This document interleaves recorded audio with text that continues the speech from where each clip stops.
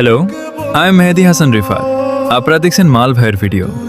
আজকে আমরা যাচ্ছি নারায়ণগঞ্জ সোনারগাঁয়ের 1000 বছরের পুরাতন পানাম নাগর, যাকে বলা হয় পানাম সিটি। তো যাওয়ার পথে আমাদের গাড়িটা একটু সমস্যা হয়, তাই একটু হাঁটাহাঁটি করি।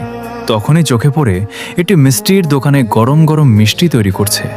তাই লোভ সামলাতে না পেরে 2টি সাদা 2টি কালো মিষ্টি নিয়ে নিলাম খেতে।